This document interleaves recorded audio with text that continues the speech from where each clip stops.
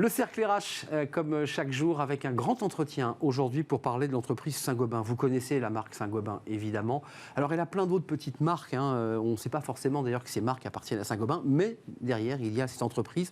167 000 salariés dans le monde, 72 pays, des résultats comme jamais Saint-Gobain n'en a connu, et une accélération, alors ça a démarré dès 2018, mais une accélération pour 2022 en matière de recrutement, et on va en parler avec Claire Pedini. Bonjour Claire. Bonjour. Merci d'avoir répondu à notre invitation, directrice générale adjointe de Saint-Gobain, en charge des RH et de la RSE. Alors j'ai lu d'ailleurs dans un article que c'est vous qui aviez présenté les slides RSE devant les investisseurs financiers. C'est jamais un moment facile ça quand même de présenter des slides devant ceux qui vont vous noter devant les marchés.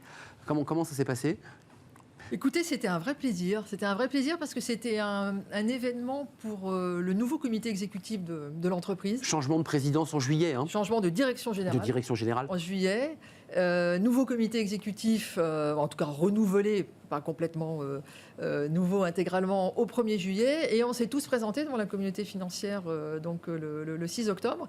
Et oui, moi j'ai présenté cette partie-là, mais c'était pour nous un exercice collectif très fondateur, très structurant. Resserrant les liens dans l'équipe aussi. Oui, exactement. C'était, là, en tant que DRH, baptême du feu j'ai trouvé un team building très structurant pour l'entreprise. Et puis j'ai présenté j'ai présenté la partie RSE, et comme la RSE est très centrale, on va en parler dans la stratégie de Saint-Gobain, oui, c'était un grand plaisir. On va parler de la RSE, on va parler de votre stratégie de recrutement, de l'accélération en matière de recrutement. Les résultats sont excellents. Les 9 derniers mois ont été excellents pour Saint-Gobain, on va en parler. Saint-Gobain, c'est quoi, si on devait définir cette entreprise ? Elle fabrique, elle produit, elle fabrique, et elle vend une partie de ses produits dans ses propres réseaux. Est-ce que je résume bien le... Oui, c'est un bon résumé. On peut même aller un cran plus en amont. On conçoit, parce qu'on a une forte partie d'innovation, donc on conçoit, on produit, et effectivement, on distribue et on vend des matériaux et de plus en plus d'ailleurs des solutions pour la construction, pour faire que la construction soit plus confortable et notamment de plus en plus durable. On a un grand rôle dans la construction durable, c'est-à-dire essentiellement dans la construction décarbonée et dans la construction moins gourmande en matières premières. C'est-à-dire des matériaux nouveaux, des matériaux qui utilisent quoi ? Moins de produits chimiques ? C'est quoi la stratégie pour décarboner les matériaux ? Vous avez plusieurs possibilités. Ça peut être des produits qui sont eux-mêmes éternel, je veux dire renouvelable. Le verre, vous reprenez du verre, vous le refondez, vous avez le verre. Le gypse, ce qu'on appelle le plâtre communément, vos plaques de plâtre que Placo vend. Le fameux Placo. Le fameux Placo, vous pouvez les récupérer, les rebroyer et refaire des plaques de plâtre. C'est en le chauffant et en l'humidifiant. C'est un produit quasi éternel. La laine de verre aussi, qui sert dans l'isolation. La laine de verre aussi ? La laine de verre, comme son nom l'indique, c'est à base de verre. C'est de la fibre, toute fibre de verre, très fine. Donc c'est du sable qui est fondu. Mais cette fibre de verre, si vous la récupérez, vous la refondez, vous refaites de la fibre de verre. Les vitres, pareil, les doubles vitrages que vous pouvez poser chez vous. Les pare-brises de voiture. Donc voilà, ça c'est une première manière de répondre. On a des produits qui sont qu'on peut toujours réutiliser. Ça, c'est la première manière. La deuxième manière, c'est qu'on a aussi, et là, on n'est plus dans le produit, dans le matériau, on est vraiment dans la solution. On a des solutions pour les façades, pour les sols, pour les plafonds, que ce soit des façades intérieures ou des façades extérieures, qui permettent d'isoler le bâtiment et qui permettent donc de lui donner un confort thermique. D'où ce que je disais sur la décarbonation, on y reviendra tout à l'heure. Par l'extérieur, c'est très important de le préciser. Très important, d'isoler. Un confort thermique, un confort acoustique également, mais aussi un confort lumineux quand vous avez un vitrage qui fait passer la lumière mais qui ne fait pas passer la chaleur, par exemple. Donc ça suppose une technicité dans le double vitrage. Et ça, c'est du R&D, ce sont des ingénieurs qui travaillent. C'est pour ça que je disais conçoit également, parce qu'effectivement, on a plus de 3000 chercheurs chez Saint-Gobain dans la R&D, qui conçoivent ces nouveaux produits et ces nouvelles solutions au jour le jour. 167 000 collaborateurs, et je le précise parce que c'est toujours intéressant de parler à quelqu'un qui représente l'entreprise, je ne dis pas de bêtises, la plus ancienne de France, puisqu'elle a été fondée, alors elle ne s'appelait pas évidemment Saint-Gobain à l'époque, en 1665 par Colbert. Donc c'est une histoire incroyable, l'histoire de Saint-Gobain. Son évolution. Ce qui est magnifique chez Saint-Gobain, c'est qu'on est une entreprise extrêmement moderne, extrêmement innovante, complètement dans le challenge de l'humanité, qui est la décarbonation de l'économie, mais on a 357 ans cette année, en 2022, créé évidemment, comme vous le dites, en 1665. Pour la petite histoire, Colbert et Louis XIV cherchaient une entreprise pour fabriquer des miroirs, en fait. Et l'expertise dans les miroirs à l'époque, il était à Venise, évidemment. Bien sûr. Et Colbert a créé un certain nombre de manufactures. Alors c'était la manufacture des glaces, qui est l'ancêtre de Saint-Gobain, de la même manière qu'il a créé aussi la manufacture des gobelins, par exemple, pour Votre les cœur de métier, c'est les vitres, enfin, c'est les miroirs. Notre cœur de métier, c'est le vitrage. C'est le vitrage. Puis ensuite, vous allez évoluer. C'est le vitrage, donc c'est les miroirs, puis les grandes vitres, et qu'on a ensuite déployé et évolué dans différents métiers, effectivement. 72 pays, 167 000 salariés, avec un plan qui a démarré 2018, avec un mot anglais, j'imagine, pour que tout le monde puisse bien comprendre la stratégie. L'idée, c'est d'accélérer les recrutements. 2021, vous avez beaucoup recruté. Oui. Et vous avez aussi, d'ailleurs, surfé sur cette crise Covid. Alors, on en parle tous les jours, cette crise Covid, sur un plan anxiogène. Il s'avère que Saint-Gobain en a profité parce qu'il y a eu une volonté de rénover sa maison, de se sentir bien dans ses murs. Et ça a servi, Saint-Gobain. Dans un sens, oui, vous avez raison. Je pense qu'on a bénéficié avant tout de cette transformation dont vous avez parlé en 2018. Donc, dans notre plan, effectivement, le mot anglais est transform and grow. And grow. Voilà, donc on s'est transformé pour se rapprocher de nos clients, pour être au plus proche du terrain. On a axé notre stratégie sur la croissance, et la croissance notamment de la construction durable dont je parlais. Donc ça s'est vraiment bien matérialisé dans la deuxième partie de 2020, déjà un petit peu en 2019 et surtout en 2021. Et puis, c'est conjugué à cette nouvelle stratégie, mais c'est cette stratégie qui nous a permis finalement d'en tirer parti. Effectivement, vous avez raison, le fait que beaucoup de particuliers chez eux se sont dit, tiens, je referai bien... Oui. Ils ont eu le temps de regarder un peu la maison. Hein. Voilà. Donc ça, c'est la rénovation individuelle. Et puis, il faut mettre en regard de ça, ce qui commence à se développer et ce qui va aller en embellissant, j'allais dire, ce sont les plans de relance qui, au niveau européen, mais aussi au niveau français... vont accompagner ces plans de rénovation. Voilà, ce plan de rénovation privé, avec des aides, mais aussi des bâtiments publics. On a le sentiment, alors vous êtes mieux placé que nous pour le voir et le sentir, mais on a le sentiment qu'on en parle beaucoup, mais qu'il ne se passe pas beaucoup de choses. Est-ce que vous sentez, et peut-être d'ailleurs anticipez-vous à travers ces embauches, cette accélération, mais je dirais pour le commun des mortels, on ne voit pas. On en entend beaucoup parler, mais il ne se passe pas grand-chose. Sur la partie publique et, j'allais dire, grand plan de relance, c'est toujours un petit peu plus long à sentir. Donc vous avez raison que ça s'est pas senti autant que s'est senti la rénovation individuelle sur l'année 2021. Ce qui a porté fortement l'activité de Saint-Gobain sur l'année 2021, c'est vraiment la rénovation des maisons, des petits collectifs. Ce qu'on va voir, et ça va continuer. Ça va continuer. Il y a une tendance de fond qui sera décennale. Et puis va se rajouter à ça, effectivement, tous ces plans de relance, le Fit for 55 de la Communauté européenne, les plans de relance français. La Communauté européenne, l'Europe a pour ambition de doubler le taux de rénovation des bâtiments dans la décennie. Donc ça va être quelque chose de colossal. Il faut juste avoir un chiffre en tête. Le bâtiment, c'est 40% des émissions de carbone à l'échelle de la planète. Bien sûr. C'est beaucoup plus que les transports. Les fameuses passoires thermiques. Voilà. Et donc, si on veut lutter contre le réchauffement climatique, il faut isoler nos bâtiments. Et là, il n'y a pas besoin de rénovation, de révolution technologique où on a les produits aujourd'hui. Ils existent, Saint-Gobain les a conçus. Et il y a les produits Saint-Gobain, il faut ensuite les artisans et financer des plans qui sont colossaux. Ça, c'est une question qui vous échappe, parce que vous avez les produits, vous avez la technologie. Est-ce que cette stratégie de recrutement, cette accélération en matière de recrutement, elle est justement liée à ce que vous anticipez comme être véritablement une accélération de ces projets de rénovation, où vous dites, on est dans un plan stratégique classique, finalement déconnecté de tout ce qui se passe autour, et on va continuer à embaucher, parce que c'est votre souhait, votre groupe, devenir le leader mondial, toute catégorie confondue. Oui. C'est ça l'objectif. Absolument. Mais je dirais qu'il y a un petit peu des deux. Il y a notre propre transformation et notre propre croissance embarquée, j'allais dire, depuis 2018, et c'est très bien pour nourrir notre croissance, nécessite d'embaucher les talents dont on a besoin. Et puis, il y a ces circonstances de marché dont vous parlez, qui effectivement font que ce besoin est amplifié. Et oui, on va recruter cette année, en 2022, 36 000 personnes. Dans le monde. Dans le monde, 7 500 en France. Et sur ces 7 500 en France, plus de la moitié de jeunes de moins de 26 ans. On met vraiment le paquet sur les jeunes. Alternants, on reviendra sur le CFA. Oui, mais en plus de ça, là quand je dis des embauches, c'est vraiment des embauches. En plus des 3 500 et quelques embauches de jeunes de moins de 26 ans dont je parle, on a 2 000 alternants en plus de ces 3500. Donc ce qui fait 9000. Si vous avez près de 10 000 au total de personnes qui vont intégrer. Qui vont rentrer d'une manière ou d'une autre dans le groupe. C'est quoi vos objectifs et c'est quoi vos difficultés? Parce qu'on a beaucoup de dirigeants, de RH, de grands groupes qui, beaucoup nous disent, on peine. On peine à recruter, on peine à trouver la main-d'œuvre, parfois qualifiée. Vous faites des métiers techniques. Il y a un savoir-faire, il y a une valeur ajoutée, il y a des diplômes. Est-ce que vous trouvez cette main-d'œuvre? Globalement, oui. Il y a des métiers en tension, des métiers assez connus comme le digital ou certains métiers de maintenance industrielle, par exemple.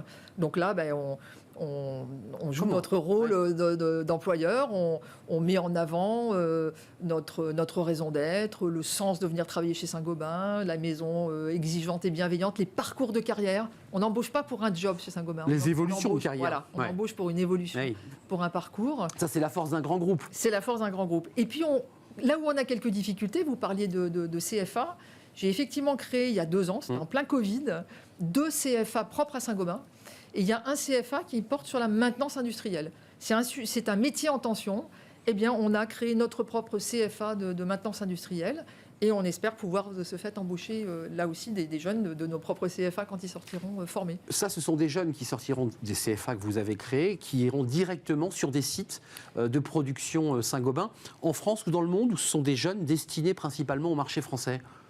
Plutôt pour le marché français, puisque les CFA sont en France, mais chez Saint-Gobain, vous pouvez avoir une carrière internationale. Mais vous savez, en France, on a des sites industriels partout, en région parisienne, dans le sud-est, dans le nord de la France, dans l'est, dans les Pays de Loire, en Aquitaine. Enfin, on est vraiment un groupe implanté très très largement en France, donc on peut trouver chaussures à son pied quasiment dans tous les sites où on le souhaite. R&D, des ingénieurs, ça veut dire qu'on a bien entendu votre discours. Décarboner, ça veut dire réfléchir sur des matériaux nouveaux, sur des matériaux consommateurs de moins de carbone. Là aussi, il faut beaucoup d'ingénieurs, beaucoup de gens compétents. Là aussi, la guerre des talents se fait. Même quand on s'appelle Saint-Gobain, il faut montrer les muscles. Oui, il faut mettre en avant ce que je vous disais. C'est quoi venir travailler chez Saint-Gobain? D'ailleurs, c'est quoi venir travailler chez Saint-Gobain? Dans quel parcours on s'intègre? Avec quelle équipe on travaille? Je mets beaucoup l'accent sur la collaboration, la confiance. Dans quelle ambiance, dans quelle valeur on s'intègre. On a un cœur de valeurs, de respect, d'avantages sociaux aussi dans le groupe, qui est un groupe qui intègre vraiment et qui prend soin. On prend soin de nos salariés pour qu'ils prennent soin de nos clients. Et on est très proche de nos clients. Et qui fait qu'on reste chez Saint-Gobain. Et oui, vous avez raison. La durée moyenne de vie chez Saint-Gobain est très supérieure à la moyenne française. Ça veut dire que les salariés s'y sentent bien, ça veut dire qu'on les écoute et qu'on les accompagne dans un parcours professionnel. Oui. Et si je peux me permettre, on leur demande régulièrement. Chaque année, on fait une enquête de satisfaction au niveau mondial. On en a fait une à la rentrée, à l'automne dernier. Et 81% d'entre eux ont répondu. 85% recommandent Saint-Gobain comme une entreprise dans laquelle il fait bon travailler. 91% se sentent respectés et bien dans l'entreprise. Donc pour moi, c'est formidable. Ça veut dire que quand on est la DGA en charge des RH et de la... Ça fait plaisir. Ça fait évidemment plaisir. Parlons un petit peu de la RSE, parce que c'est un volet que vous avez développé. Et je le dis, c'est assez intéressant, on ne le sait pas assez, mais les entreprises comme la vôtre ont besoin de dire au marché, à tous les analystes qui étaient devant vous, nous sommes aussi une entreprise au-delà de ce qu'on fabrique et qui cartonne. On est une entreprise qui a une politique RSE performante. C'est vous qui avez détaillé ces slides, c'est le début de notre entretien. Une entreprise qui se féminise au sein du comité exécutif. On a eu la députée Rixin qui a fait voter cette loi. En 2030, il faudra que pour les sociétés de plus de 1000 salariés, 40% de femmes dans les COMEX. Enfin, vous n'avez pas attendu la loi Rixin pour avancer. Ça aussi, ça rentre aussi dans la marque employeur de l'entreprise? Oui, absolument. On a une politique RH que j'avais déployée il y a une dizaine d'années maintenant, qui s'appelle Open. Donc on s'ouvre et elle s'appuie sur 4 piliers, qui est la mobilité, la diversité dont vous parlez, et on a beaucoup travaillé sur la diversité homme-femme, l'engagement des collaborateurs et les talents. Et donc sur ces 4 piliers, on avance, et vous avez raison, on est 38% de femmes au comité exécutif de Saint-Gobain, 50% de non-français. 50% de Français, 50% de non-Français. Donc on est un comité de direction, une équipe très variée. Et la diversité, elle apporte énormément de valeur dans l'entreprise au quotidien. Mais Claire Pedini, c'est toujours intéressant d'avoir un RH, une responsable des ressources humaines, directrice générale adjointe d'un grand groupe. On se dit, mais comment on gère à ce poste une entreprise aussi vaste, 167 000 salariés? Comment ça se passe?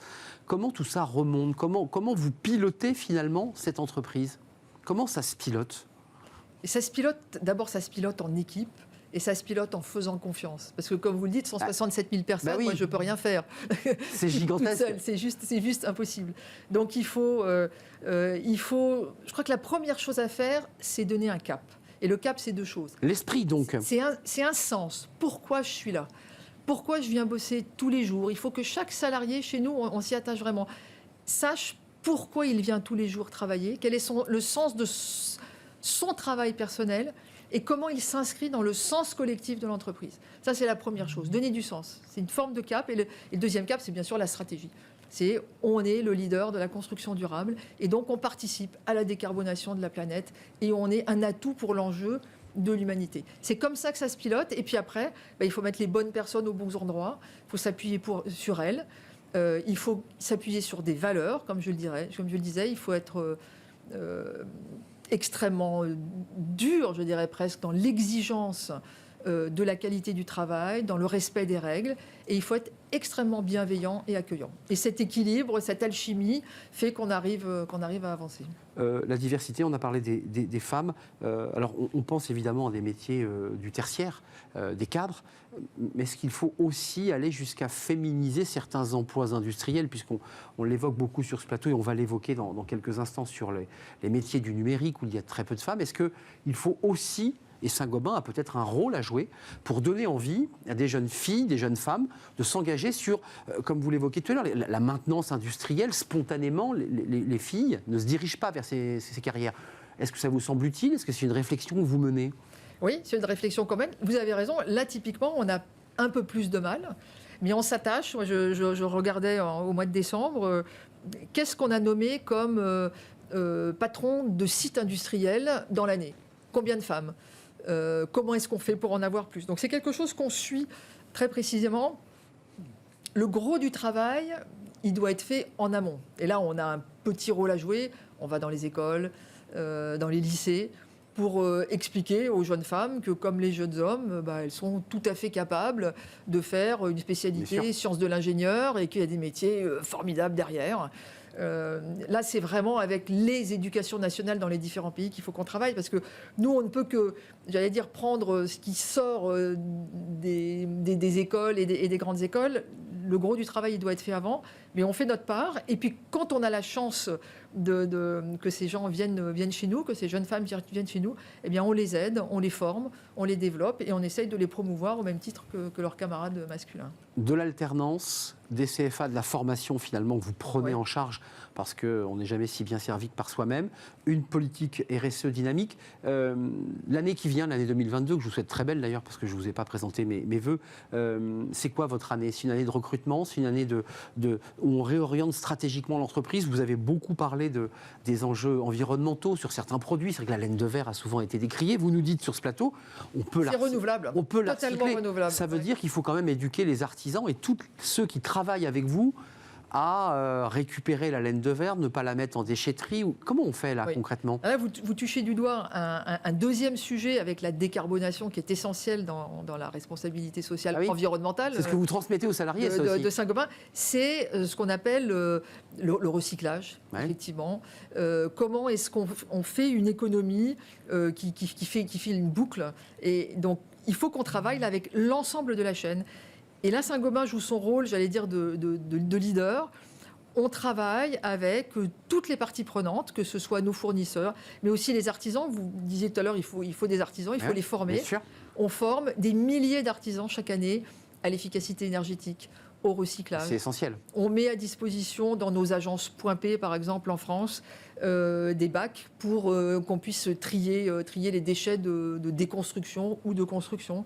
Parce qu'il faut effectivement que cette économie circulaire, elle se mette en place. Et honnêtement, la construction, c'est vraiment une branche de l'économie où la circularité peut fonctionner de manière assez exemplaire. C'est exact. Je le disais pour le plâtre, pour le verre, mais aussi pour d'autres sujets. Et on peut de ce fait économiser fortement les prélèvements sur la planète. Parce que l'objectif, c'est bien sûr d'arrêter de rejeter du CO2 de l'atmosphère, mais c'est aussi d'arrêter de prélever du gypse dans les carrières, d'arrêter de prélever du sable. Un jour, il n'y en aura plus. Voilà, et c'est pas complètement éternel. Et donc, l'économie circulaire est extrêmement puissante dans la construction pour ça.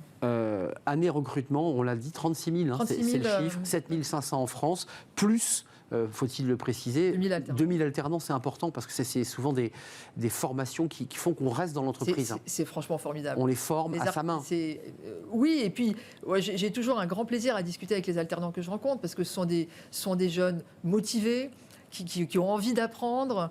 Et nous, on a la chance d'avoir aussi chez nous des seniors qui forment des binômes assez sympas avec eux. Et donc, c'est une manière formidable de commencer sa vie professionnelle, finalement.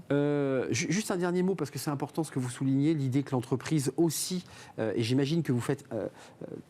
ce sujet de l'écologie traverse l'ensemble des couches de l'entreprise, jusqu'à ceux qui sont au guichet d'un des magasins ou d'un dépôt que moi, consommateur, je peux rencontrer. Le problème du circulaire, c'est qu'à un moment donné, on ne vend plus de produits. Comment on fait? Est-ce que l'entreprise, à force de recycler, en fait, on ne fabrique plus? Comment on retrouve de la valeur lorsqu'à un moment donné, on recycle la laine de verre? Si on la recycle, on n'en rachète plus. C'est un sujet économique? Alors si, parce que nous, par exemple, nous allons récupérer la laine de verre qu'un artisan va venir déposer chez Point P. On va la ramener dans notre usine. Et dans notre usine, il faut la remettre dans les fours. Et vous la retraitez? Alors, même pas la retraiter, il faut la remettre dans le four. La remettre. Et on refait le panneau de laine de verre, le rouleau de laine de verre, et ça ressort comme un produit neuf. Et de nouveau, il est revendu. Voilà, exactement. Si vous voulez, la circularité, là où on économise, entre guillemets, c'est en amont. C'est dans le prélèvement du sable. Mais en revanche, la circularité de l'usine à la maison individuelle, à la démolition jusqu'à l'usine, ça marche parfaitement bien. Donc ce cycle, il existe déjà. Ce cycle, il existe déjà. En revanche, là où il faut qu'on travaille tous, c'est que les réseaux, si vous voulez, de collecte, sont pas suffisamment développés. Alors, chacun a en tête les réseaux de collecte pour les bouteilles de verre, qui est une manière de collecter du verre qu'on peut réutiliser dans nos fours. Mais il faudrait le faire pour les vitres, de bâtiments. Il faudrait le faire démolit les immeubles. Il faudrait le faire pour les pare-brises, il faudrait le faire pour la plaque de plâtre, il faudrait faire... Là, il n'y a pas de filière encore, hein. Alors, elle s'amorce. Ouais. Elle s'amorce et Saint-Gobain, d'ailleurs, participe à une initiative qui s'appelle Valobat, qui permet de valoriser ce qu'il y a dans le bâtiment et qui va justement, avec 36 autres entreprises françaises, collecter dans les chantiers de démolition. Et de toute façon, les règles de l'État et au niveau européen vont imposer à la filière de collecter et de retraiter. Et c'est très bien parce qu'il faut pour l'avenir de la planète qu'on ait une croissance beaucoup plus frugale, mais je maintiens une croissance. Et d'ailleurs tout à l'heure je vous rappelais... Et donc un développement économique. Voilà, exactement. C'est important de c'est pour ça que parce que c'est créateur d'emplois. Exactement. On peut pas... mais ce qu'il faut bien comprendre, c'est qu'on peut avoir cette croissance en gardant notre mode de vie et en étant beaucoup plus frugal en termes de consommation, d'énergie, de matières premières. Et c'est d'ailleurs pour ça qu'on a lancé, il y a quelques mois, vous faisiez référence à cette réunion investisseurs, le plan qui va animer notre année 2022, qui s'appelle Impact and Grow, Grow and Impact. Donc on va poursuivre sur la croissance. C'était c'est Transform and Grow, maintenant c'est Grow and Impact. Donc on poursuit sur la croissance et on veut avoir de l'impact sur la décarbonation, de l'impact sur le développement durable pour nos clients et avec tous les salariés qui travaillent chez Saint-Gobain. Merci Claire Pedini de nous avoir fait partager, en fait, au-delà de l'entreprise, la philosophie de l'entreprise, parce que c'est de ça dont il est question, et puis du travail que vous faites en matière de ressources humaines, puisque 36 000 collaborateurs vont être recrutés. Alors c'est sur l'année, sur les 2 ans? Sur l'année 2022. 7 500 collaborateurs ici en France, donc peut-être il y a emploi à votre pied. Allez donc jeter un œil dans les onglets respectifs de toutes les entreprises ou directement sur le site Saint-Gobain. Sur le site Saint-Gobain, vous êtes les bienvenus. Voilà, merci d'être venu sur notre plateau, c'était un vrai plaisir de vous accueillir. On termine justement par notre rubrique sur l'emploi et on va parler de la féminisation des métiers du numérique. Voilà, c'est un vrai sujet. C'est tout de suite et c'est Fenêtre sur l'emploi.